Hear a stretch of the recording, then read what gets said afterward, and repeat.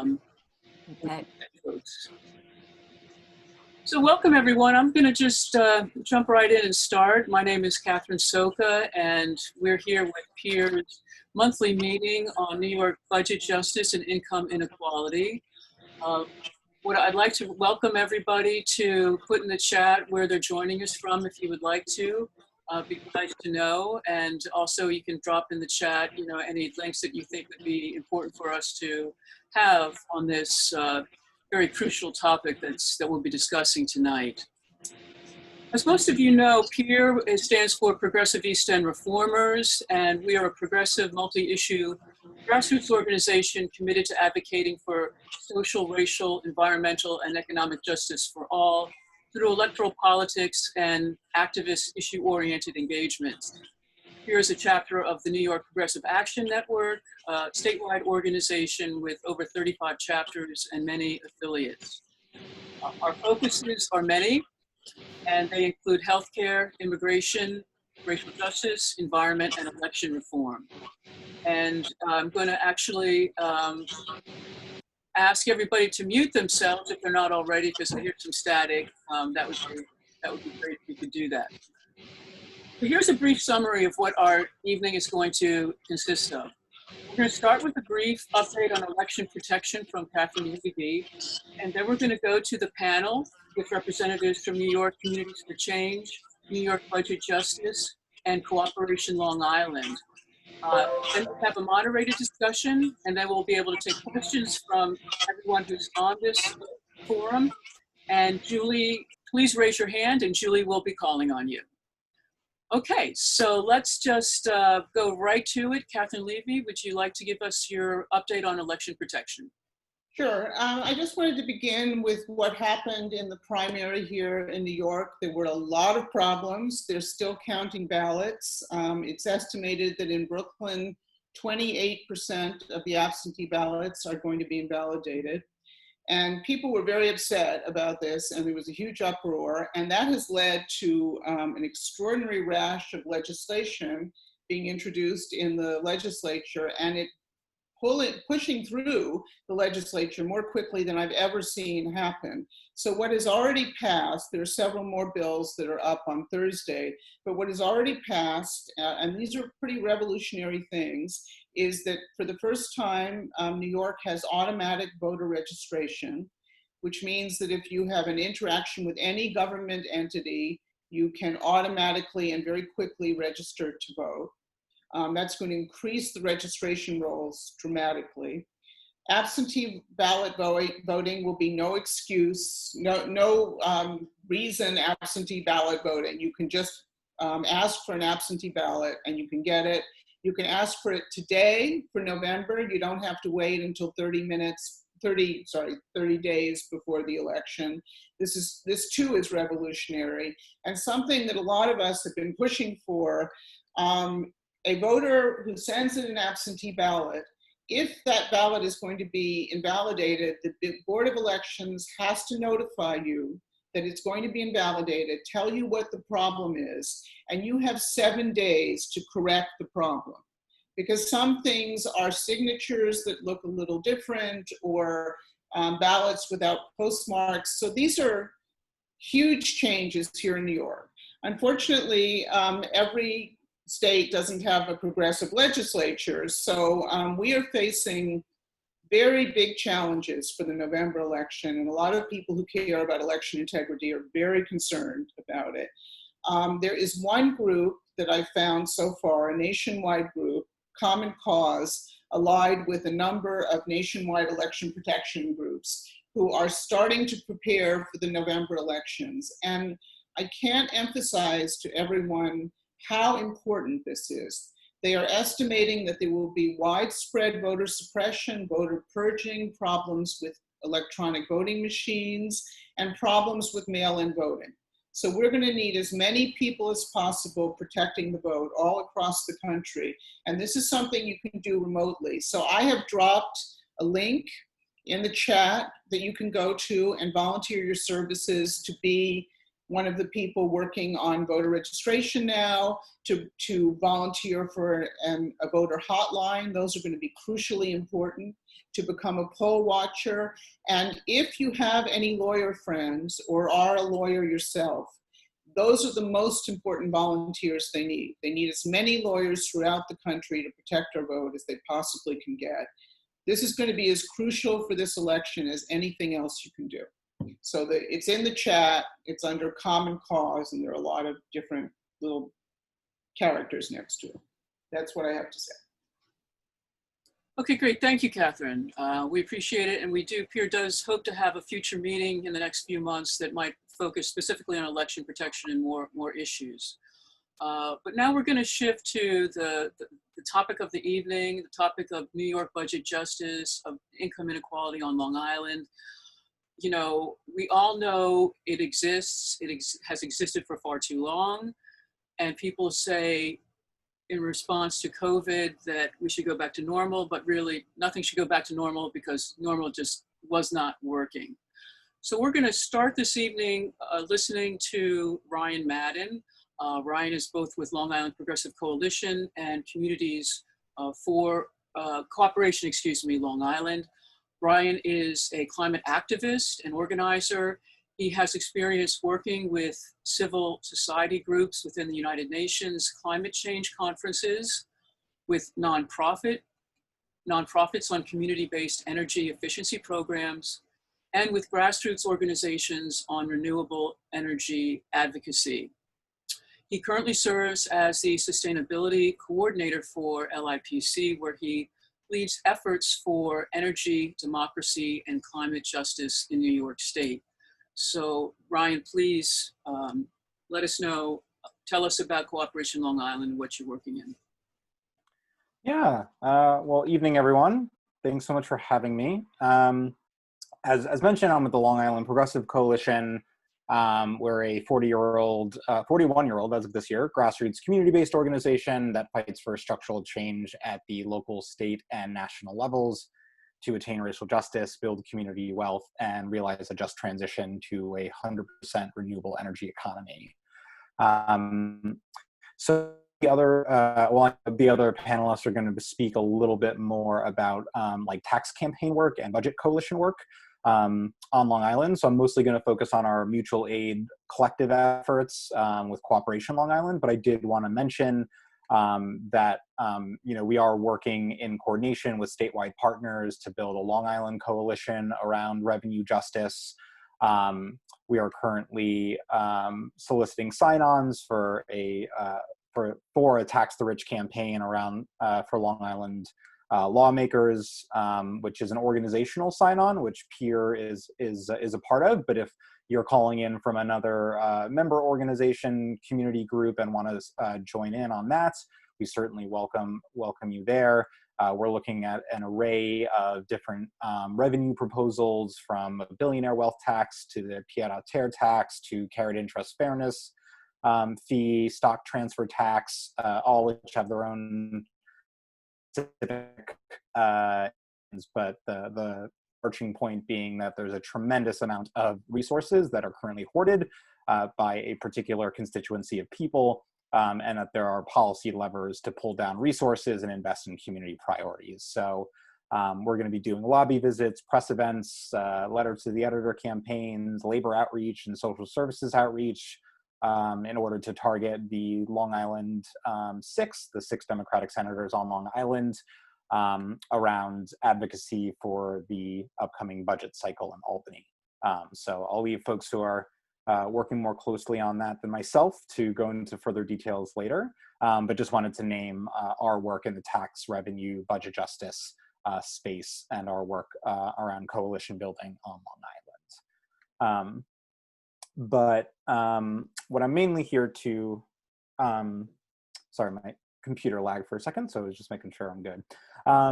Mainly here to speak on is our efforts with Cooperation Long Island, which is a collective of individuals and organizations that have come together during COVID-19 to provide direct services, mutual aid initiatives to, meet people's needs for food, for PPE, childcare needs, childcare product needs, and other kind of emerging conditions that have come up on the ground around this time. So we're made up of service-based providers, community-based organizations, base-building organizations, reproductive healthcare providers, and more, to kind of not only directly meet the immediate needs of people during this time, but also forward a proactive political agenda beyond this crisis. And to that end, we have formulated a document called Reimagine Long Island, and I will I'm going to put a link to that in the chat, and also share my screen temporarily to kind of go through some of the kind of major provisions of it. Can everyone see my screen? Great. So yeah, as we're the document, I'll quickly just run through it. But kind of a primer is basically to kind of carry through the notions of mutual aid, which is like solidarity and mutually supporting one another to meet our most immediate and visceral needs, and understanding how that can actually be, it is one of the most important, from our perspective, forms of political practice. And that there are alternative kind of economic, energy, educational, and food systems that allow us to, in real time, at all times, practice mutual aid to kind of govern collectively resources for ourselves, a kind of deeper, more participatory democracy for land, food, housing, and the workplace. So that, along with major pillars for Indigenous sovereignty, are kind of the key components of this Reimagine document to, again, forward like a praxis of mutual aid that is not reliant on more traditional means of activist work, at least I think in the Long Island context. So I'll kind of just thumb through. The link I shared for this document also is for the Cooperation Long Island website. So there's a big resource hub there for various COVID needs, a lot of organizations that make up the collective and their mutual aid efforts, along with other kind of functions to participate in the building of the website and connecting with the groups that are a part of this. So the document is endorsed by nearly 49 organizations on Long Island, including the Shinnecock Great Protection Warrior Society, the Montauk Indian Nation, some of the Planned Parenthoods, PEER, a couple of indivisible groups, Rural and Migrant Ministry, Slow Food East End, and a couple of religious institutions, but you can check out individually for yourself. It's a value statement, and I'll thumb through what is a page and a half of language. I'm not going to read it to you, but just want to acknowledge at the top that to really reimagine Long Island requires an acknowledgement of the history of this land, and how it's been home to Indigenous people since time immemorial, and that the need to reimagine predates COVID by centuries. When, as Catherine was saying about going back to normal is a constant crisis for communities, and especially the original inhabitants of this land, who continually are impacted by colonialism, which is a structure, not a singular event. And so I'll just thumb through some of the major planks. You can take time to read our beautiful values orientation around this time. But it's really to, in terms of Indigenous sovereignty, redress for stolen land from the Shinnecock people, for Shinnecock Hills, which includes some federal action to restore the Department of Interior's land into trust authority. There's New York state laws to amend the Peconic Bay Region Community Preservation Fund to allow for the incorporation of preserved land into the stewardship of the Shinnecock Nation. Fights to recognize, provide state recognition for the Montauk Indian Nation. Calls to uphold existing treaties, agreements, and land patents for traditional hunting and fishing rights. An Unmarked Burial Site Protection Act. And the establishment of a central legislative or executive body to advise on equal footing with the Native American communities, governments throughout New York State. We also have planks for climate and energy justice, which includes passing the Climate and Community Investment Act, a fee on corporate polluters to invest in community-led transition programs. calling on the counties to establish energy improvement districts to kind of have local participatory processes for local energy development that is owned, managed, and operated by the community, as well as participatory planning for climate change impacts. Around food justice, we want to invest in small-scale worker-owned food production, processing, and server cooperatives. So again, people who are directly working in a place should own, operate, manage, and democratically benefit in the systems of governance and profit sharing in the group rather than the traditional boss and employee system. And we want the counties to support that through expanding land grants, insurance, training, and technical assistance to farmers, and providing clear pathways to worker and land ownership for farm workers. We want the county governments to play a leading role in educating workers about worker ownership, the use of different levers of power to provide technical assistance and financial support for worker cooperatives, again, worker-owned managed enterprises, and also invest in native economic democracy and land justice initiatives with direct capital and training resources.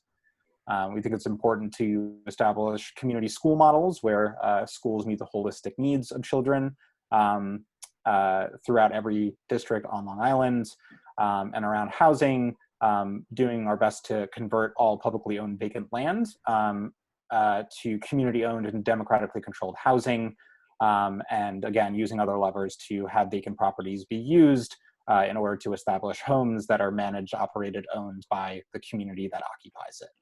So I know that's a lot, but that's all that's in the document that I've been asked to share. I'm sure there are many questions, but I believe I'm at time for my section.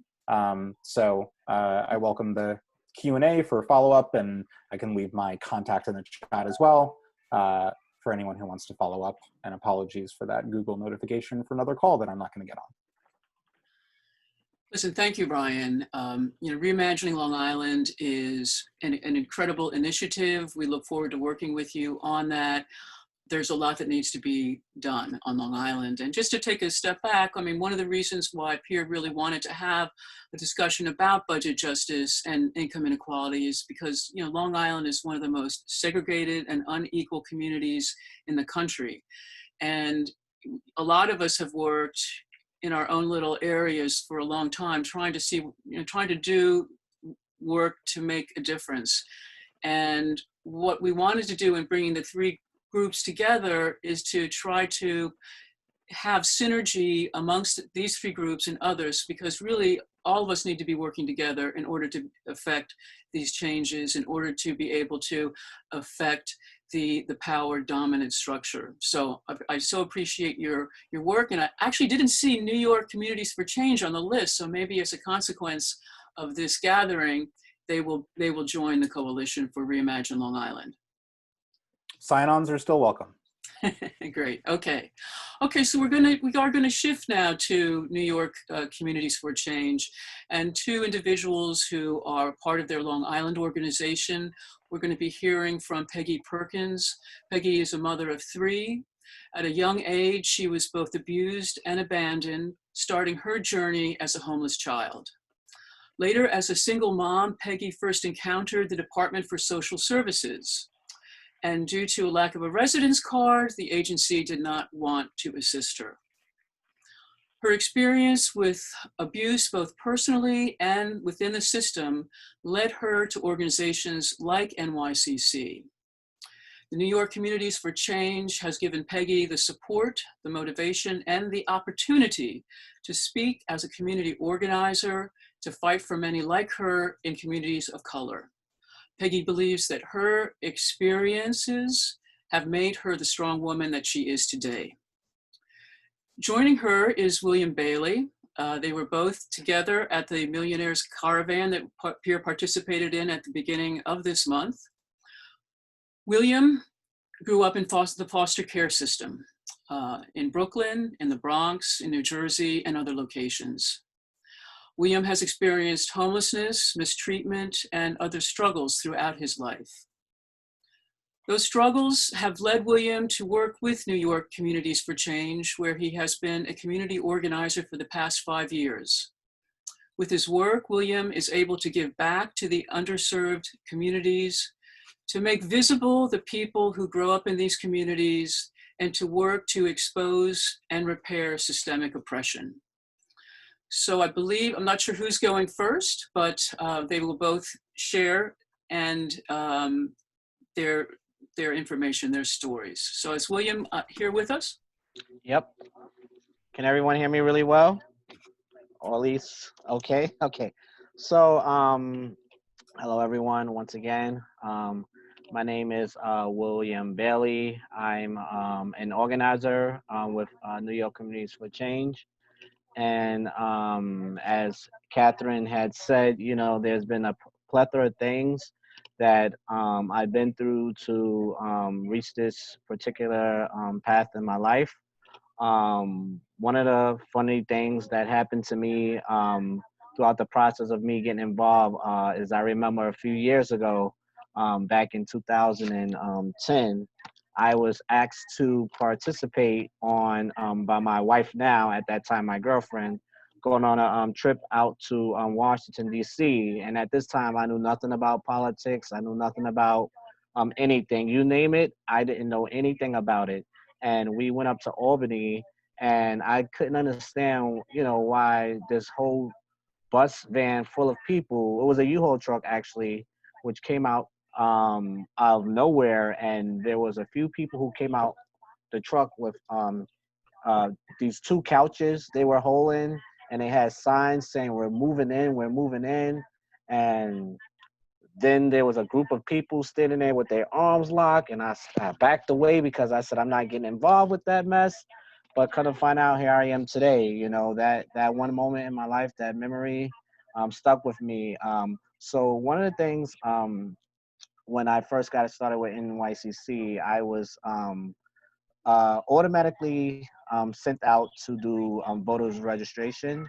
One of the things we do overall, specifically in housing, well, in Long Island, because we have a city office that does different things as well. But in Long Island, we usually focus on education, housing, and criminal justice. Education was the title I was actually hired for. And one of the things that I've been working with for a long time is the corrupt school system in Hempstead, which has been going on for years. There's been so many things that, you know, there was a preliminary report that came out where there's just been many things that happen that's been swept under the rug. And every time they get somebody new, you know, it's a system, a revolving door that you can't break. But Peggy is actually one of our people who actually ran recently for school board and helped eliminate one of those people. She didn't win, but that was a victory in our book. So go Peggy. So with education, one of the main things we've been fighting is funding the campaign for fiscal equity, which is monies that's been owed to our school from a lawsuit that happened years ago when there's been inequality with schools and poor communities where we're not getting the funding that we deserve for our schools. So that's been a long going fight. And one of the things we've been doing lately is trying to pressure our senators to sign on to our Robert Jackson's bill to also, which is also gonna, speaking of tax, help tax the rich. And then with criminal justice, we basically help advocate for the 58 Act that passed recently, the Police Stat Act, the prosecution bill. We actually also still today fighting for bail, because what they did soon as COVID happened is they went and rolled back everything we actually won on back in 2019. And they went and rolled it back soon as COVID-19 happened. So these are, when it comes to bail, discovery, and speedy trial. There's also HALT, solitary confinement, which we work with our coalition partners out there, and also RAP, which is releasing the age people in prison. And, you know, there's many things we're working on with criminal justice. And one of the main things, which is the Black Lives Matter movement, is defunding the police. And when we say that, of course, we don't mean get rid of the police and take away all their money, but we mean like reinvest that money into communities, reinvest it into schools, reinvest it into housing. And the other main thing we're working on before I pass it to Peggy is this tax revenue campaign where we are going to an event called Make Billionaires Pay this Thursday. And that's going to be all fun, but I don't want to take up time. I'm going to have Peggy talk about her experience in housing. Peggy, you there? Yes, well, I'm here. Thank you. First, I want to thank Catherine for actually having me as one of the panelists. It's actually an honor. My name is Peggy Perkins, and as Catherine explained before, I was a single mother with 2 children, actually with 1 child at the time, when I first experienced the Department of Social Services and the racial inequality that's been in there. And, you know, it's a very bad experience. It was actually a bad experience that actually led me up to this point, because I've noticed that with CPS, they will, you know, they'll contact CPS, you can't find housing. But meanwhile, while you're trying to find housing with the housing vouchers, it's very difficult, especially out here in Long Island, because when, you know, they find out you're speaking to the, you know, the realtors, once you say, you know, social services, any vouchers, are like, I don't know. Let me get back to you. I'll call you back, and you never hear a call back. And the only places that they allow you to, you know, you have more access to housing are the low-income communities that have that the apartments that need to be repaired. They are not in great condition. And so, you know, this is the reason why I've been fighting this fight with housing, because you know, when you're a parent, you know, when you're a Black person alone, you have more of a difficult time. The resources are not provided to you when you need it. And so that's the most frustrating part, because when you're trying to do the best that you can. So as far as the housing, we have the extension eviction moratorium, canceling rent, and housing vouchers for the homeless. And our current projections estimate over 1.5 million New Yorkers have not been able to pay rent, and an estimated 2.3 billion is owed in rent. And this is why we are fighting so hard to cancel the rent, because we don't want families, and let alone our children, be without housing, you know, and suffer, go through that trauma when bad enough we're going through a pandemic. We're also fighting for, we're doing tax the rich, and that's why we're going out to the Hamptons. You know, it's time for our taxpayers to pay the taxes, because if they pay the taxes, we could provide funds for education, criminal justice, and how, like, not just criminal, like, okay, I'm sorry, I didn't mean to say criminal justice, but we want education, because the education funds have been cut, and our children are losing out on resources and the networks that they need in order to move forward in life. Thank you. Great. Thank you, Peggy. And we'll come back to you with questions about housing and some of the initiatives that both of you are working on during the Q&A, because we want to know more about how we can actually help with that. The third organization that we'll be hearing from is New York Budget Justice, and Michelle Gittleman is joining us to talk about their efforts. As a volunteer, Michelle is a founding member of New York Budget Justice. Their campaign was started in August of 2019, I guess a year ago, to carry on the work of implementing many of the progressive causes that were fought for in the 2018 state election cycle. Michelle previously volunteered with United Through Action, Flip Long Island, to turn red seats to blue across Long Island in 2018. She is an associate professor at Rutgers University and teaches business strategy. She lives in Manhattan, but with COVID, she's now out in Sag Harbor full time. So Michelle, we'll ask you to take it away. Thank you. Thanks, Catherine, and thank you, Pierre, for having this meeting, and it's great. It's an honor to be on this panel with Ryan and Will and Peggy. Yeah, I am a teacher, so I use PowerPoint. So I'm going to be sharing my screen. Can you get, Ryan, can you give me a thumbs up if you can see it? Okay, great. So yeah, what I want to do is, hang on, let me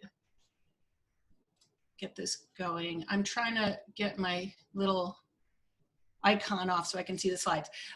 Give some background on budget justice, why we need it, why we needed it before, but particularly why it's so important after the COVID crisis.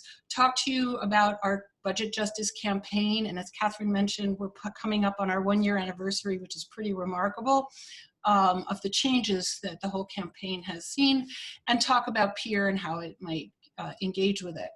So in 2018, a blue wave rolled across New York. We were a purple state, ruled by Republicans, even though the Democrats were the voters, but we flipped a lot of those seats, and the IDC were chased away into a new era of Democratic leadership and control. So a lot of people were celebrating, right? Yay. Well, we quickly thought, not so fast. It turned out that a lot of the progressive changes that we fought so hard for, you know, take real money. And we've been hearing about that with the previous 3 speakers. And until we reform our budget policies and raise revenue fairly, we're not going to be able to achieve all the really important progressive changes that we voted for in 2018, that we've been, most of us, fighting for most of our lives. We needed this kind of radical budget change and tax change before COVID, when the economy was actually growing very rapidly. But after COVID, it's a disaster. And it is imperative that we fight for budget justice to at least lower the damage. There will be damage and there will be suffering, but to at least alleviate some of the damage from the triple threat of a health, social, and economic crisis that is facing our communities across the state. So what is budget justice? Sort of what are some of the big principles of it? We want to make the system more progressive, and Peggy was talking about this earlier. The very wealthy pay a much smaller proportion of their wealth in state income taxes. So if you earn between $25,000 to $50,000 a year, you pay about 8 to 10% of your income in taxes. If you're fortunate enough to earn over $5 million a year, you pay half of that. So that is not a progressive system, and we aim to change that. And if we were to do that calculation, not based on your income, but based on your assets, the inequality would be much, much, much greater than that. And politically, both the Republicans, but also the governor and other Democrats have manufactured a false fiscal crisis in New York to keep this system in place, to maintain low taxes on the rich, and justify spending cuts year after year, even in periods of prosperity. And these cuts really hurt our communities. And that was even before the current crisis. And we want to change that equation. We want to reduce the power of the governor over the budget, democratize the process itself. We want to resist the false logic of austerity, that we don't have enough money. We do. And we want to raise revenue fairly. I can't actually see the bottom of my screen. Yeah, and we're demanding that they raise revenue before they make cuts. So just to give you a little sense of the situation in New York, we are one of the wealthiest states in the country, and those of us who are out east see that. We're number 3 in total wealth. We're number 2 in per capita income.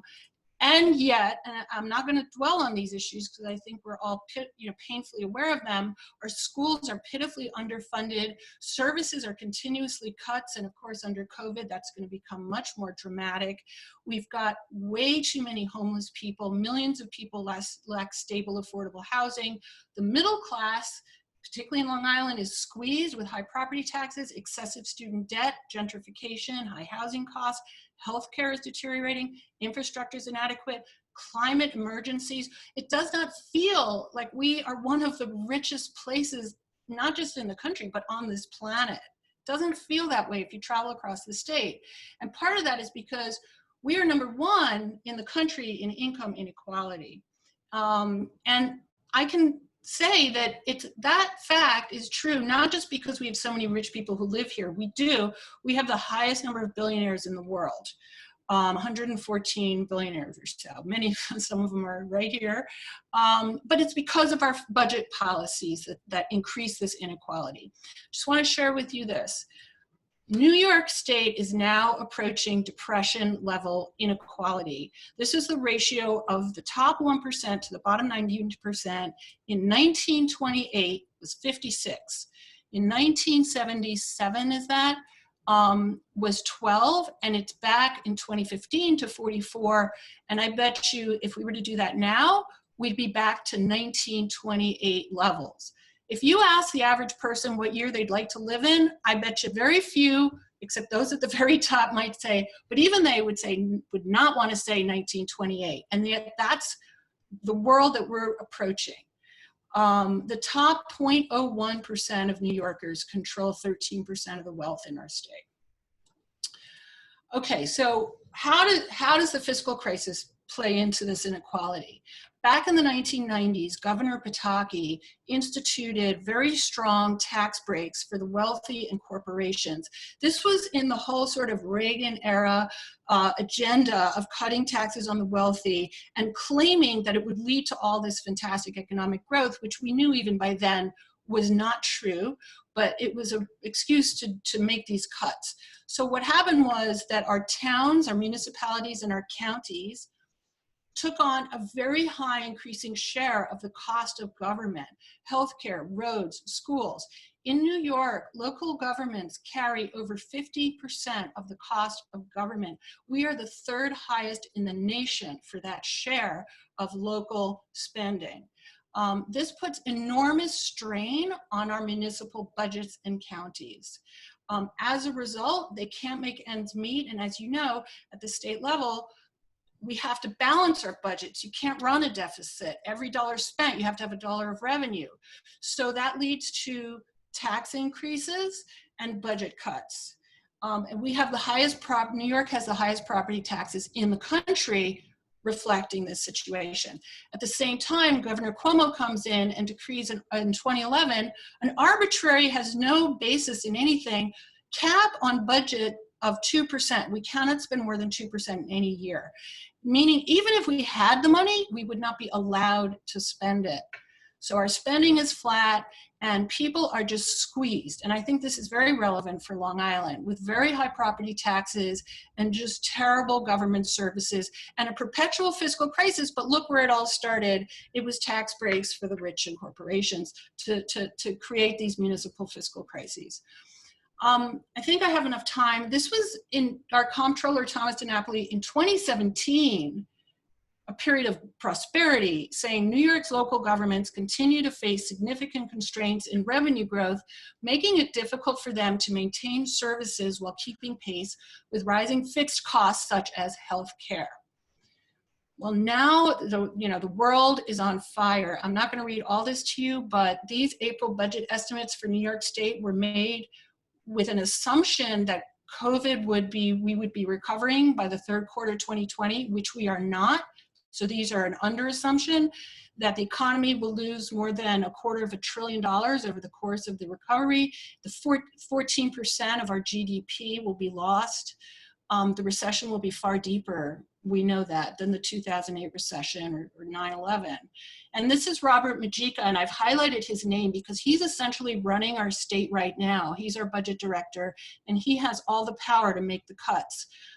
We will have to make deep cuts, which could impact a broad range of services. And this budget made $10 billion of cuts, including aid to localities, healthcare, K-12 schools, higher ed, support for local governments, public transit, not-for-profit partner who deliver critical services to the most vulnerable New Yorkers. So this is happening right now.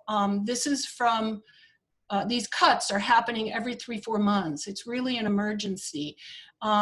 This was Steve Ballone in Suffolk County taking money that had been set aside for clean water to close the budget gap.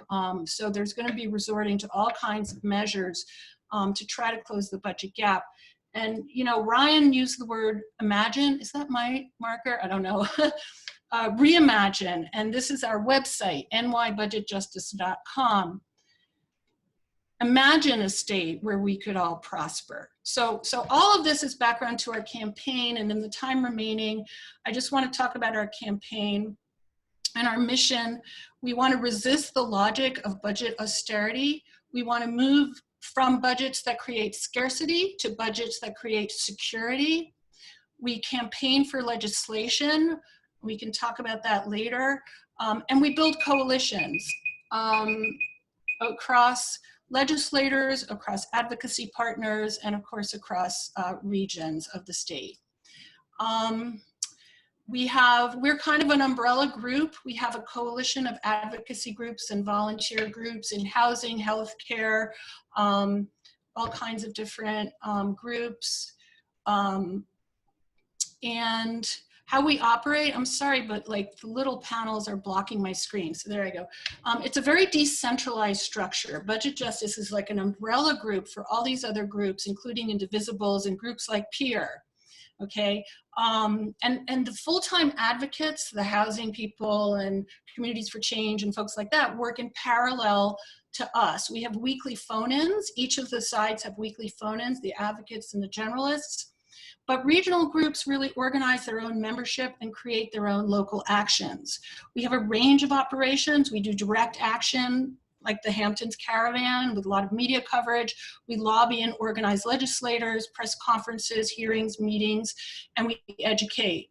We're actually working on something called BUJU, Budget Justice University, which is a series of educational materials for legislators. All right. Oh, I'm just giving you an example. I'm sorry about that funny scrawl, but I don't know where that came from. We helped to organize over 100 legislators sign a statement calling for higher taxes on the wealthy before budget cuts. This was a teach-in 2 days ago calling for the Budget Equity Act to lower the governor's power in the budget process. Here's the Hamptons Caravan back in July. There's another one on Thursday. And of course, it's gone national with AOC coming out for the billionaire's tax pretty recently. It was a great video with her. So there's been a lot of press. And I think, you know, thinking about PEER, there's so much, you know, to really be the voice of Eastern Long Island. And this man, you know, talk about being in the bullseye of the problem. That is right here. To help build messaging.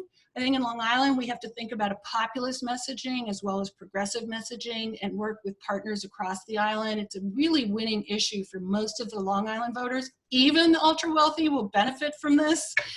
And to pressure candidates and electeds to champion this issue, not just to say I'm for it, but to become champions. That's what we really need. People who are willing to fight for this in the legislature, because what we really want to get to is that triangle of leadership, which is Cuomo, Hastie, and Andre Stewart Cousins.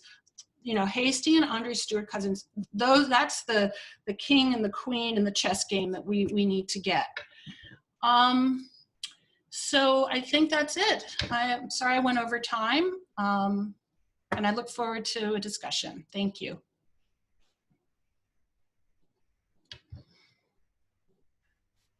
Okay, great. Thank you. Thank you, all of you, for your presentations. A lot of information to absorb, and it's just also good to see that there's a lot of work going on Long Island, in New York, to try to right all the wrongs that exist out there. So we're going to have a couple of questions. I guess I'd like to maybe start with Peggy, because Peggy, you mentioned some statistics regarding the number of folks who have, I guess, outstanding rent, who haven't paid rent. And if you want, could you talk a little bit about what New York Communities for Change are trying to do to help those people, and what peer members might be able to do to be advocates for that? Okay. Thank you, Catherine. So yes, we have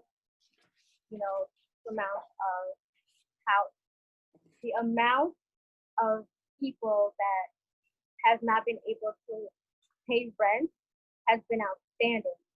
It actually, to be honest, it has really increased prior to the pandemic. The pandemic has really made it truly worse because a lot of people lost their jobs without them, it was out of control. And so what we've been doing, we've had, created funds because a lot of our members are undocumented, and so they have not been able to receive, the stimulus, the 1,200 stimulus fund. And so we have done that for our members. But the reality is, they need help. They really need help. It's not fair that they've worked hard and then have not received the help that they maybe given back. So this is the purpose of the cancel the rent. The cancel the rent is to eliminate, because what happened was de Blasio had went back and said, well, we could give everybody 12 months grace period, to pay back. But what happens when you can, find, even if you said, like, rent is already like $1,300 a month. So, $1,300 or $1,500 a month. So you times that $1,500 or more with the 12, they're not going to be able to catch up at all. The food on the table, the kids need, it's not full. And so what we need more coalitions out here in Long Island, especially to stand with us, to fight and to make this happen.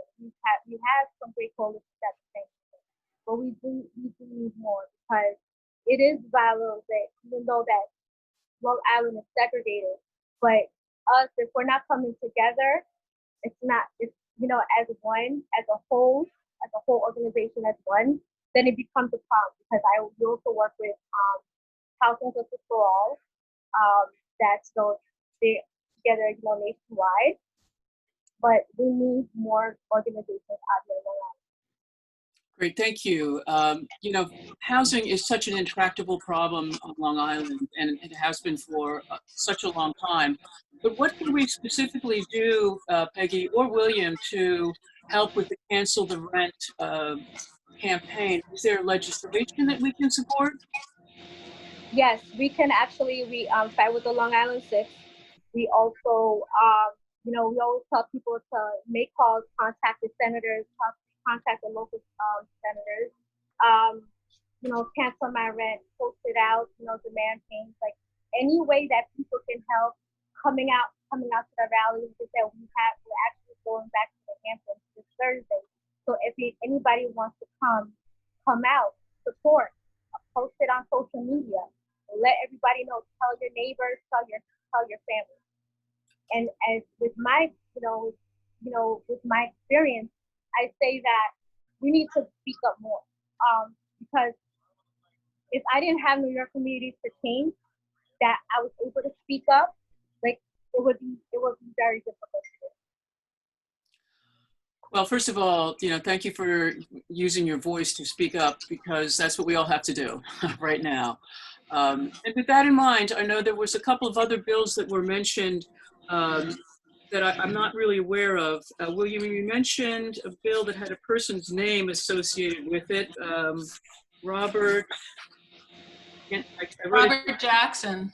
Right. Yeah, that's specifically for the education work that we're doing, which is going to allow us to have the funds that's fully owed to our schools. And also within that bill, it has a lot of language on taxing these billionaires as well. So it relates to the work that we're doing. And in fact, this Thursday, Dan Lowe is one of the homes we're going to visit based on that, so be great if folks can come out and support. So that's what that bill is. I don't have all the details about the bill, but yeah. Okay, so that's one thing that we will advocate for our members to support. Michelle, can I jump in on that? Could I just also ask you, jump in on that? And what other legislation bills would you suggest that we support? So that's a really complicated question. And I don't think we can answer it at this meeting because the legislative field is very fragmented. There's a lot of different bills out floating around. So on the Jackson bill, which is one of the best, it's called a UMT. It's an ultra millionaires tax. It's a great idea. The idea is that in New York, so the concept is fantastic. Jackson has one of many such bills. Jackson, Robert Jackson, I'm actually a Jackson constituent, is a huge supporter of education and CFE, funding the schools. He's also a huge supporter of budget justice. And his staffer's running for city council. Anyway, but so he's great. His bill will fund education. Other groups have other UMTs. There are other UMTs floating around as well. Ultra millionaires tax. Some are earmarked for the environment. So it's a complex world out there with all these different bills. What is a UMT? We have to support a UMT, whether it's Jackson's bill for education, all of them, you know. Basically, the state income tax flattens, the rate flattens at $1 million. So a person making $10 million pays the same tax rate as a person making $1 million.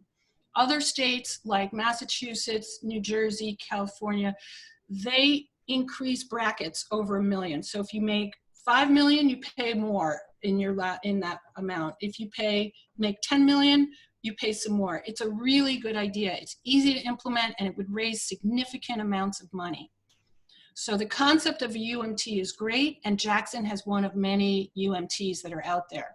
There are other things like a billionaire's tax. We can talk about that. That's a different, very different, much more complex tax on wealth. It's a totally different concept. So let me just to clarify for the Robert Jackson tax, could you speak to who on Long Island of the Long Island senators support that, so that we would know maybe who to target? So can I jump in really quick? Please. So thank you, Michelle, for sharing that information. Yeah, so as of right now in Long Island, we have none of the none of the Long Island six are in support right now. They're not signing on to the bill. We actually went and paid Jim Gorin a visit about a week ago, and Peggy was out there as well. Spoke. We had a student from his district, and basically his argument is he can argue that the Brooks bill is better. His focus was on all the other issues as far as Medicaid and like you name everything else that's going on. He brought up those issues, and we were basically telling him, our kids are always forgotten about.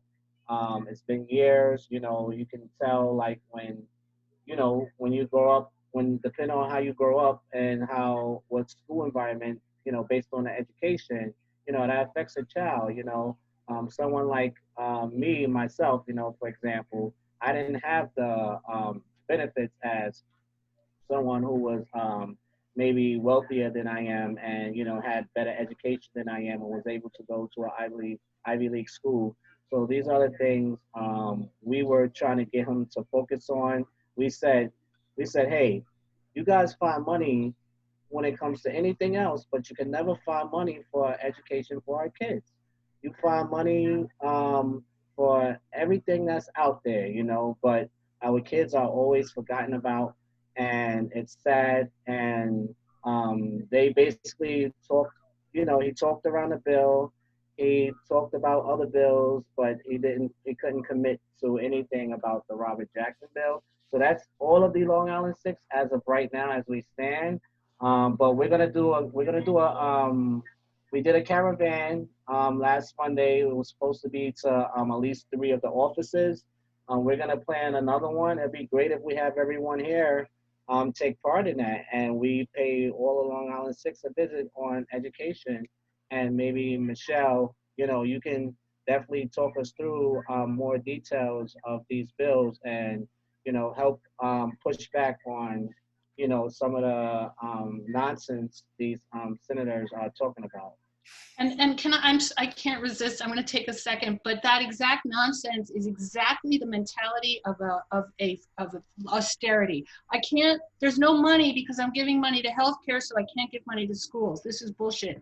We know that these things are interlinked, and a child needs housing, healthcare, and education, and they go together. And we can't have healthcare fighting with schools, over the crumbs that they throw to us. We want to increase the revenue base. And we want to fund communities for the security, the economic security they need, period. So I think the idea of taxing the rich as a concept is a very important one to get away from that scarcity mindset of, oh, there's no money because I already funded this other thing. Thank you, Michelle. I mean, clearly there's enough money. I mean, there's more than enough money. There was money in the 70s and the 60s, and the tax rate has just changed so dramatically since then. All we want to do is to go back to what it was. That's not really a lot to ask. But I wanted to actually bring this to Ryan, because one of the challenges, of course, of our progressive movements and trying to make change, trying to reimagine an equitable world, is many people working together to overcome the people in power. Now, Ryan, you've been at LIPC. LIPC has a 35 plus year, or 40, did you say, footprint here on Long Island. Talk about how all of our groups can maybe be more effective in advocating to state senators, getting people to run for office, getting groups working together to make these changes happen. I'm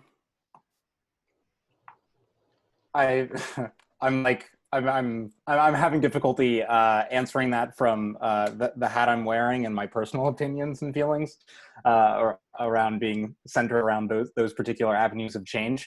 But I will say, I mean, at the end of the day, like part of that, I think that part of like the scarcity mindset like feeds into the silos of like the nonprofit like ecosystems, right? So like one group is working on housing, one group is working on education, one group is working on like on climate, and it's like all of these things are fundamentally tied to a exploitative economic system that puts profit before planet and people.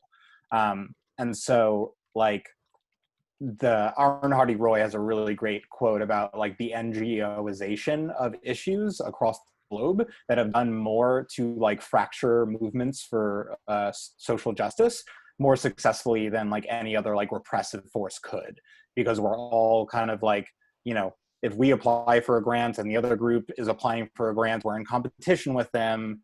And again, it just breeds this own scarcity mindset within ourselves, as opposed to kind of like figuring out at all avenues of our work where it is that there are overlaps, there are intersections, there are ways to coordinate and collaborate. And like it fluctuates wildly, right? Because each organization has a different structure, a different membership base, whether it's a C3, a C4, whether it's a community-based group with no like tax designation, whether it's a membership-based or whether it's board-run. So, I mean, I think at the end of the day is kind of like a cultural shift in the way that we do organizing, where it's like moving away from notions of like people have certain ownership over certain issues, or that like you can only work on an issue if you're funded for it, if you're, in the nonprofit kind of like complex that we often have to navigate. And yeah, kind of just like integrating more concerted things into like policies and programs. Like Pierre is also a member of New Yorker News, which the Long Island Progressive Coalition is on the steering committee. And in our climate policy is an explicit investment of, we helped pass last year the Climate Leadership and Community Protection Act, which is one of the most ambitious pieces of climate legislation in the country, that although it got stripped out, we were fighting for the incorporation of like union jobs and all public sector spending for renewables. And we fought for the inclusion of a mandate for 40% of energy and climate funds going to low-income communities and communities of color. And so like that was a structural shift in policy that was not just about climate, but was also about income inequality, that was also about worker power, about community investments at the same time as doing the like more technical scientific things of reducing greenhouse gas emissions, etc. So I think it's a way for like at all like choice points that we make in the campaigns we're running, in the decisions we're making, and what issues we're prioritizing, to see how it overlaps with other forms of oppression, of injustice, because again, all of it, like, you know, all of it funnels down to the core truth about this country, which is that it's like a project of on stolen land, built by stolen people, and the same people who and the same people still benefit from those systems and structures that are based on settler colonialism, white supremacy, gender oppression, classism, and more. And so like if that's the base, that's the understanding of the root, then every single time that we're working and we're not mindful of all of those intersections, we're doing ourselves a disservice. So what that looks like programmatically is difficult to say, because it's, I think, an inherent like process of unlearning, learning, vulnerability in conversations, and then like just pivots in the way that we're thinking about things at every step of like the campaign process, of an action plan, of the policies that we're supporting, etc. I'm sorry, do you mind if I jump in on one piece of legislation? That And Catherine, I think you were muted as you're trying to. You're muted. Okay, sorry, folks. I just wondered if anyone else wanted to jump in on that question of, you know, synergy and working together and intersectionality. I don't want to leave it, and if anyone else would, you know, if William or Peggy would like to say something. And if you do not, then we can go to. I'm sorry. I just wanted to say first, once again, I know I've been saying it, but thank you so much for providing me this platform. It's truly an honor. And I just want to say that it's time for a change. We have to make the necessary steps in order for the change to come, and we cannot do it. We cannot do it by ourselves, because at the end of the day, this affects our children. And as a mom, like, I don't want to raise my kids and having to feel like, you know, they're not going to be accepted in society, or their children's not going to be accepted in society because of the color of their skin, you know. And, you know, I don't want to see no other child go through it. I don't want to see any families out here on the street. And so this is why, you know, I give it everything I have. So thank you. No, thank you, Peggy, for bringing that into the room. I mean, we really need to, you know, especially the white folk on the panel, we really need to sit back and get a deeper understanding of what it is to be in a country, as Ryan described, you know, stolen from people, built by stolen people, and we have been the beneficiaries of that throughout our entire life. So I'm gonna let Michelle say what she would like, and then we're gonna pivot to questions that people have, because there are some hands raised, and Julie is gonna guide us through that. But Michelle, please, you had. Yeah, I wanna talk about an important piece of legislation, which is called the Budget Equity Act. I don't know if you've heard of it. One of the very frustrating things working in New York State is that even though we can elect really some good progressives, they have almost no power over the budget, which is where the rubber hits the road on getting us what we need. And let me frame it also in a larger picture, which is that it's frustrating because all the power is concentrated among a very few number of players. Cuomo, the head of the Senate, Andrew Stewart-Cousins, and Carl Hastie. The budget gets decided. It's 3 men in a room, now 2 men and a woman. And it's very difficult to get anything done. And much of what we ask for is sometimes symbolic. And I think that's important. It's not always going to happen. And that was the case with the Budget Equity Act. The Budget Equity Act, which I'm actually holding, is a fundamental reform in the power of our governor to control the budget. And it takes a constitutional amendment. And in order for that to happen, they had to have voted on it this session, and then it would be on the ballot next year, and then we would get it the following year. And they wouldn't even bring it to the floor. I don't know, you can't see it, but it says here, this is what it used to say: the legislature may alter an appropriation, may not alter an appropriation bill, and the word not is stricken out. So it used to be the legislator cannot alter an appropriation bill, and they take that out. We can. So it's very important, and just that one word creates checks and balances on the governor. They would not bring it into committee. We will not, the earliest we could get it is 2023. We now have to wait until next year, and then it's 2 more years. So it's very frustrating, but it's very important that we created a coalition of legislators fighting for this. And more and more people are learning about it. People love Governor Cuomo. Well, guess what? You know, he's got his hands around our neck and he's strangling us. So I think that even the symbolic actions are very important for messaging and raising consciousness. Ryan talked about it in the larger issue of the country, but we can talk about it of how it's happening to us in New York State as well. Great. I hope that wasn't too rambling and incoherent, but Thank you. it's sad it didn't pass, but there were some victories in there just by raising awareness of the power structure. Yeah, thank you for bringing that to our awareness. And if you want to drop something in the chat about that, that would be great. But at this point, Julie, if you want to identify people who have some questions and have had their hands raised, please go for it. Sure. Sister Mary Beth Moore has patiently had her hand raised for some time now. So Sister Moore, do you want to unmute yourself and ask away? Yes, thank you so much, Julie. Just I don't know exactly how to frame the question, but in terms of housing, I've been ignoring all the housing requests I see on my email queue because in Hampton Bays, but throughout the South Fork, as I understand the housing situation for the undocumented people, it's private illegal housing. Excuse me. I'm sorry, Sister Mary Beth, could you just identify the organization that you're with? I think not everybody may know. That would be good. Thank you. Thanks, Catherine. Yes, I'm Sister Mary Beth Moore. I work with Centro Corazón de María. It's Heart of Mary Center. It's founded by nuns, and that's a Spanish name.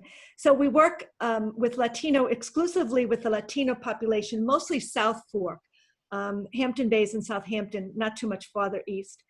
And this is finishing my 10th year, but the agency's been around since 2002. So my experience with the housing situation with most of our undocumented families, and they're all mixed families, is that the housing is informal and underground. People pay cash for their rent. They pay a rent collector who maybe skims a bit off, maybe not, and gives it to the real landlord. We did a survey of 30 people just about 2 weeks ago, and not half of them knew the name of the person who owned the property that they were living in. So this structural problem is so daunting. So if we have rent, like if I were to participate in rent cancellation, say, tell the folks to participate in rent cancellation, I think they would simply ignore me, or any of us. I think they would think that white privileged lady is nuts. How does she think we're going to pull this off when the rent collector is pressuring us and insulting us and screaming and yelling?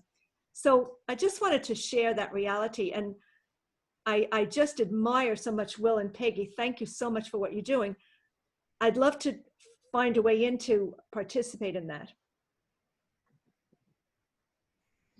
Can I speak? So yeah, thank you for bringing that up. And I think you raised a great point. And I want to sort of like give Peggy a chance to respond to that because it was hard for her to make that decision as well. And one of the things that as an organization, that same concern most of our folks had as well. And like me, like with any situation, I like to go back to my beginnings of when I had to go out there and register people to vote. And I realized that if I told one person, if I can change one person, that was a lot. And I think in this situation, how you can be helpful is you can be supportive. I can give you the bills I'll try to put them in the chat before we leave, the bills we are advocating for. And as of right now, we don't have anyone that's really, none of our, we probably only have Taylor and Kaminsky that's on like one or two different bills, but most of our assembly people and Senate, they haven't supported any of our housing legislation. So I'll go ahead and write that in the chat, the bills that we are fighting for as of now. And hopefully, you know, we can, I think the first step is if we can somehow set up a coalition between us, you know, and the work that we do on Long Island, because Long Island has, in the city, they have tons of people supporting them and tons of organizations, and they have Make the Road. They have so many people, but in Long Island, it's just like, you know, we're all separate and we're all doing things far away. But I think, you know, COVID has hurt a lot of people, but in this situation, I think we can take advantage of COVID and attack COVID by saying, you can't beat us. You know, we can actually build off of this and find ways to come together and support us in those areas. You know, I think as we talk more and learn about like the bills and, you know, things that Michelle was saying, you know, there's sometimes details that, you know, we may not understand individually, but together as a coalition we can understand these issues. So really quickly, Peggy, if you can just talk about that decision, because I know it was hard for you as a mother with kids and, you know, and canceling rent. I don't know how you came up with that decision to be a part of that movement. Thank you. Well, that experience for me, being homeless and homelessness, that had actually also caused, because when I finally found housing, when I was residing in Farmdale, and then I became homeless because of that, you know, because of social services saying that, well, you know, it's because of, you know, they made the mistake, they approved it, but then they made their own decision, and, you know, they closed my case because they thought I was residing in Suffolk, you know, when I was actually, you know, smack in the middle in between. But I didn't, you know, I felt that, you know, they say when you go through an experience, you take that with you. And so when I constantly hear countless stories about people still homeless, finding housing, I have countless, you know, mothers, like I said, I've been there. When you hear in the same, like, wait a minute, that was me. I'm the one that, you know, I was there, you know, I was there, I've been there and I've done that. And so having the ability that motivates me, because I don't want another parent facing that pain, that struggle, the tears, the crying, you know, because it's hurtful, because you're sitting there and you want what's best for your kids, and then you have to stand in the courtroom because they're telling you that you've been unstable. You know, they write all these falsified, making it seem like you're an unfit parent, like you're bouncing around, like it's your choice that you're bouncing around. It's your choice, like you don't want to find housing. They fault you. And so that's the reason why I became part of this movement, this housing movement, especially more now during this pandemic, because I've had enough. I've had enough of my community struggling. I've had enough of, you know, the children suffering and going through it. Like, you know, it's truly time that, you know, we get what we deserve. Why should we constantly be paying taxes when we're not getting our fair share? Why should we be, you know, trying to make ends meet, making sure that, you know, we get in trouble for not paying the IRS, or, you know, forgetting that, you know, we made a mistake, but the rich don't. And so this is why I'm in this fight. This is why I'm in, because it's time for a change. Enough is enough. It is time for a change. I'm tired of landlords taking advantage of low-income communities because they find any excuse. Just like my own land property manager had the nerve to provide notices saying that, well, although we're in a pandemic, rent is still going to be due. And guess what? We're going to accept a debit or credit card. I live in a low-income community. A lot of my neighbors are on social service section 8 and disability, and so therefore a lot of people cannot afford to be paying a rent that's $13.36, and a lot of repairs that have to be made. It's time to put these landlords out of business. Enough is enough. Thank you. Yeah. Thank you, Peggy. I mean, and thank you for just, you know, bringing into the room the real desperation that a lot of people are going to be feeling with COVID, with the inability to make rent, and with the winter looming. There's a huge crisis on our doorstep that we need to address. Julia, moving back to the questions, Julia, are there any other questions that you see? Sure. We got a couple more questions. Our own Tina has one. Tina, you're next.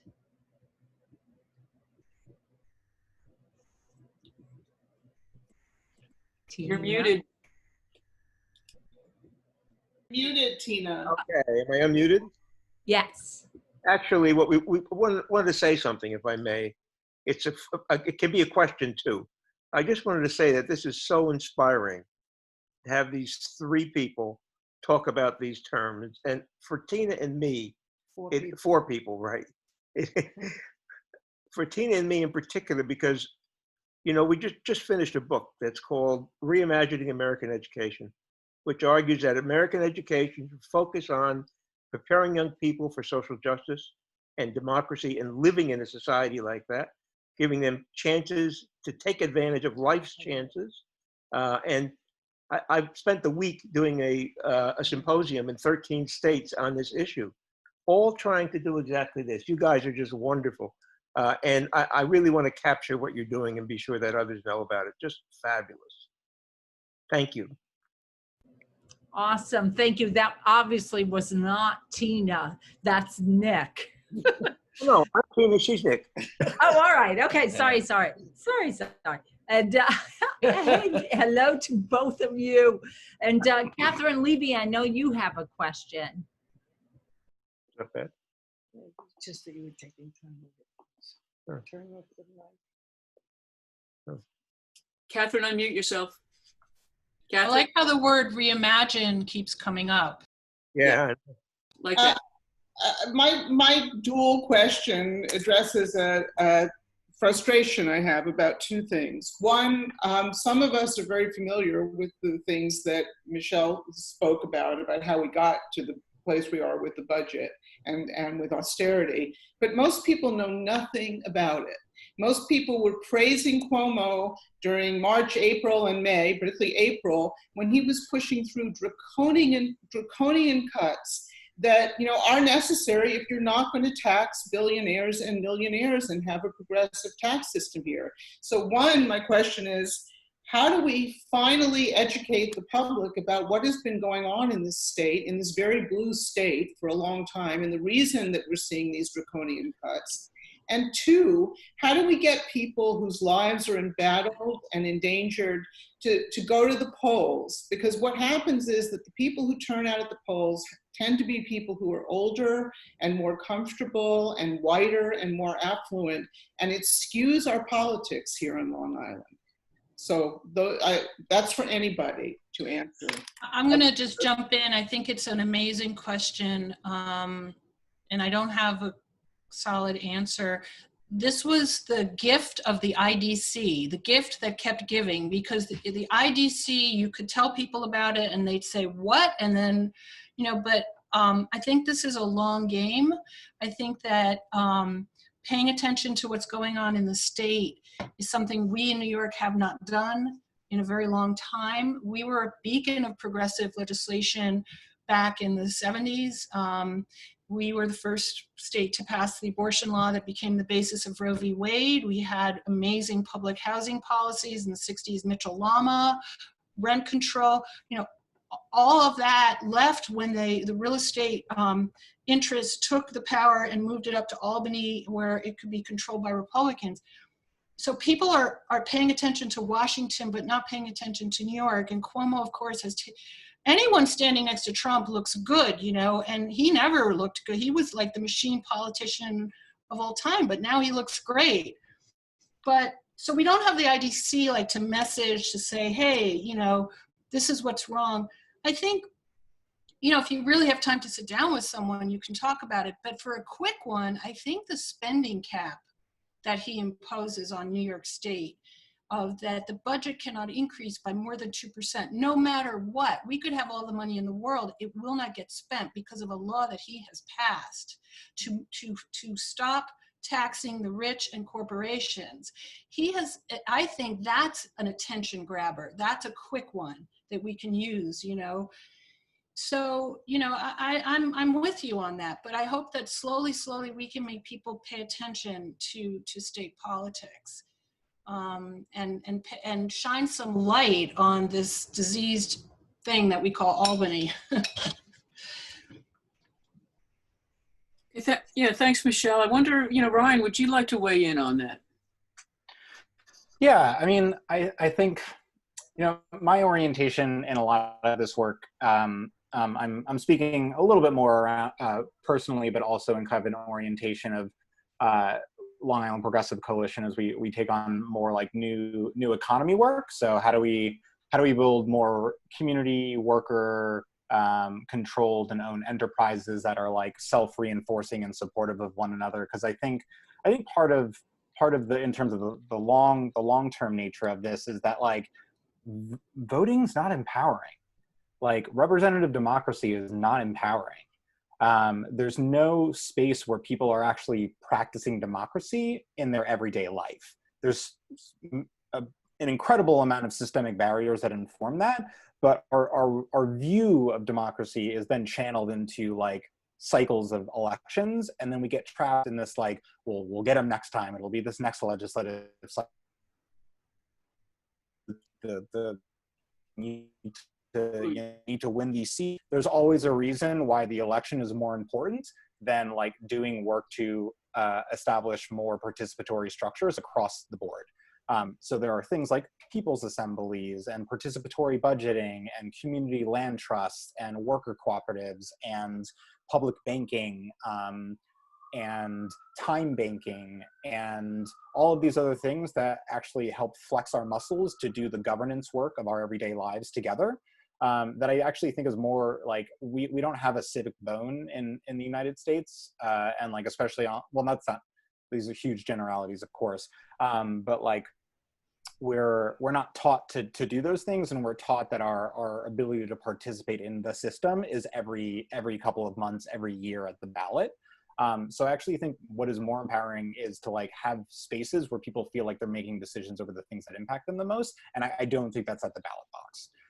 And that's not to say not to well, I have to say that I'm saying not to do that, but I'm trying to, I guess, interject a counter narrative in this discussion about what we prioritize and what we focus on and what we deem as like pathways for engagement.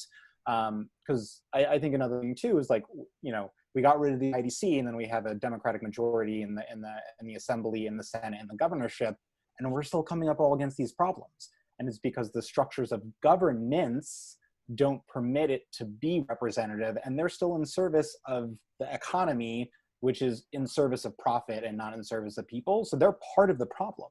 It's not about just getting the right people in, it's about having different senses of what governance means and who gets to make decisions and how we do. And there's a role of like pulling down resources from existing institutions in order for communities to be resourced to be able to do that. But I think there's an overemphasis, and so I'm always trying to insert a like overcorrection to talk about how like we foster more participatory spaces through some of those democratic participatory institutions that like don't really exist on Long Island. We don't have worker cooperatives. We have like community, we have like environmental like land trusts, but not like community land trusts where like public housing or social housing is built. We don't have a network of cooperatives that are supporting each other. We don't have community-owned renewable solar arrays or like, you know, worker cooperatives that can be supported with purchasing agreements from like anchor institutions like hospitals. So there's just like a different strategy and way of thinking about stuff that I was like want to try to uplift, because I think we like really run ourselves into a holding pattern around electoral processes. So that's my 2 cents to offer a counter narrative here. Hey, listen, I really appreciate you bringing that up, Ryan. I think that's so crucial and so important. And I'll just parenthetically put in that in the 80s, we worked with LIPC on community land trusts to try to get housing trusts built. And it would be so great for us to be able to do that and many other things. But we're running really short on time. Julie, are there any other questions out there? Not that I know of. Speak now, everybody, or forever hold your peace. Okay. So what I'd like to do, if I could just say, I see the panelists have their hands raised, so I want to give each of them an opportunity to make a final, to say something to wrap up. So Michelle, I saw your hand up first, so please. Yeah, just that I hope that we continue the conversation. This is a complex topic. Taxes are very complex, but this project is so important and it is a long game. So I hope that the channels are open now and that we continue to talk. I also want to suggest very specifically for Peer that, that we need to build regional champions. Fred Thiel is a supporter. He was an early signer of the Statement of Principles. He came to our meetings, but he has not been a champion. And we have a very decentralized approach, but at the same time, it's very New York City centric and upstate. We need more Long Island champions. And if somehow you guys could get Fred Thiel to get jazzed about this, that would be amazing. Because we need to fan out across the island. And just Catherine, earlier, if you can tell people that the reason their property taxes are so high is that Cuomo won't tax the rich, I think you have a good conversation for a lot of people on that in Long Island.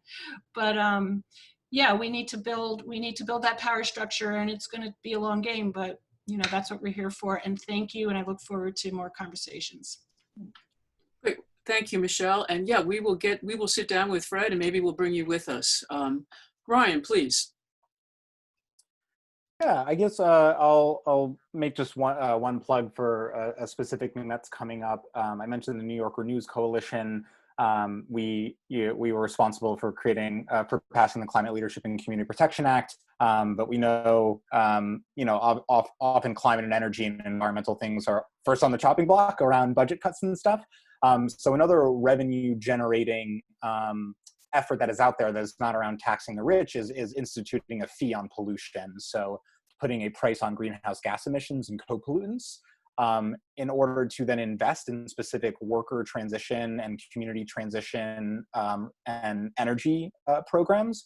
And so we're having a huge campaign launch on August 19th, which I'm putting the invitation for in the chat, for climate, jobs, and justice recovery. We've been pushing for again, to hold corporate polluters accountable to invest in a just transition away from fossil fuels to a regenerative and renewable economy. And part of the investment streams from the money raised goes into supporting things like community-owned and controlled energy. And that kind of validates the drawing down power and resources to invest in community empowerment. So August 19th will again be the launch of that, and we'll have a lot of action steps and next steps for moving forward on that campaign as it relates to the budget. Again, Peer is a member of New Yorker News, and it's been awesome to collaborate with you all. And so we're really trying to get as many Long Island Coalition members involved in that campaign launch. And I think it really encapsulates a lot of the rant that I just went on before about kind of holding different nuances in this work. So really appreciate being on with everyone else, learning from you all, and please stay in touch. Okay, great. Thank you, Ryan. Peggy, please. No, I just want to say we have to tackle these situations. That's all I gotta say. It's frustrating. It's really frustrating how Cuomo has the audacity to act like he's doing everything right. Everything has been done right. Meanwhile, families have been worried about how am I going to pay the rent. Have allowed these landlords to put in, to go to court virtually. You allow this to happen knowing that we've been in a crisis. We have been in a crisis. You said there's money out there, but the money is not being allocated properly. That's the whole problem. They're allocating to the rich to make sure that, people don't have it, but our low income family community don't have it. We should not be penalized for something that is not in our control, you know? And these leaders forget that they work for us. We don't work for them. You're in a position to lead the people and do right, not take your job and do whatever you want, you know, whatever you want with it, you get paid and everything. And you know, they forget that. You know, you have to understand what leadership means. Leadership means leading the people by doing by the people, for the people. Not being leadership, be in control and make sure that everybody is divided. You know, I'm tired of Long Island being divided. I'm tired of it all. You know, it's enough. Make it happen. Thank you. Yeah, we need, you know, Long Island, they have definitely divided us, and we need to unite. William, I've noticed you've dropped a lot of really good information on bills in the chat. Thank you for that. We're going to save the chat and share that with everyone. Would you please maybe share some final thoughts if you'd like? Sure. So yeah, thank you everyone for this opportunity. I just want to say the work we do on Long Island continues to grow, just not with education, housing, and criminal justice. We also have worked with Ryan before, you know, in the past with climate change. One of the fights we've been doing, you guys can actually Google this, is the fight with Garden City. We won a lawsuit about a year ago where Garden City and other communities like Garden Cities were building affordable housing.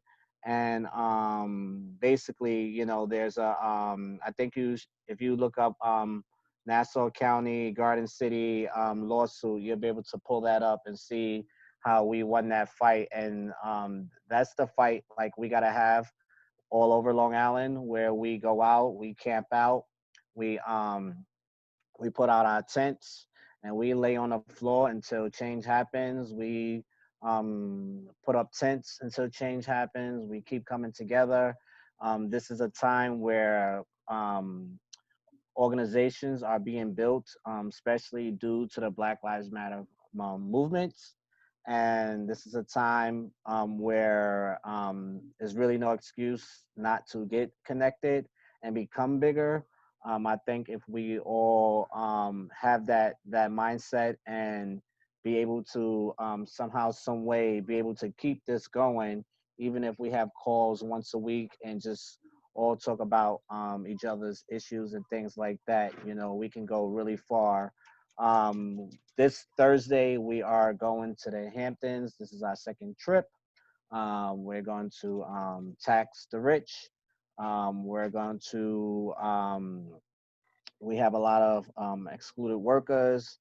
And, you know, during this time, they haven't received any stimulus money, anything that's, anything in terms of any source of income. Plus, you know, they're dealing with the rent thing, but it's just not the undocumented immigrants. I think people of color, specifically Black people, continues to be getting forgotten about as the Black Lives Movement has died out a little bit. You're starting to see like Blue Lives Matters come out.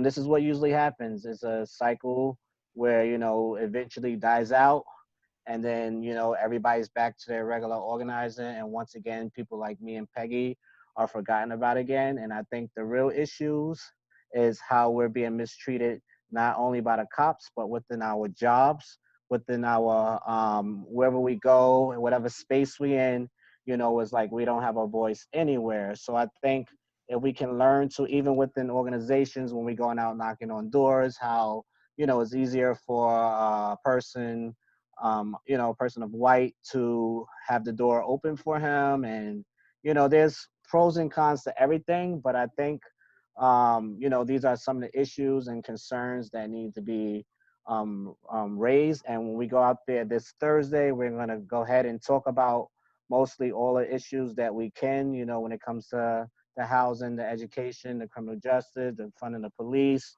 So it'd be great if everyone can come. We're taking, you know, we're providing, you know, you can just drive up there. I think Catherine has some more information on that. I think, is that the mic that I think it is? I think he should be there. I think he's going to be there as well. So you can reach out to them for any information regarding this Thursday, but you'll see me out there.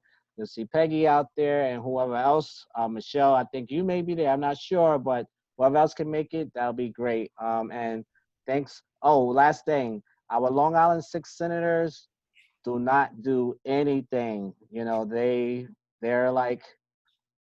horrible. They're not good on anything really. And we have to push them, put pressure on them, and continue to make them work. So thanks, everyone. Great, thank you, William. And you know, it's a challenge. There are so many issues, and we have to all maintain vigilance, and we have to maintain our connections. I mean, I think about you know, trees and like the redwoods. You know, you look up and you look in a forest, and they're all disconnected. They're all standing near each other, but underground, all their roots are connected. And it's through that interconnection of roots that they get their strength. The roots are shallow, but they're all connected together, and we need to continue to work together in that same fashion. I really appreciate William joining us. I really appreciate Peggy joining us from New York Communities for Color.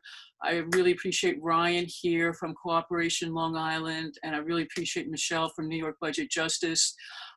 You all, it's great to have this conversation, and we must continue these conversations. So let's, you know, stay connected.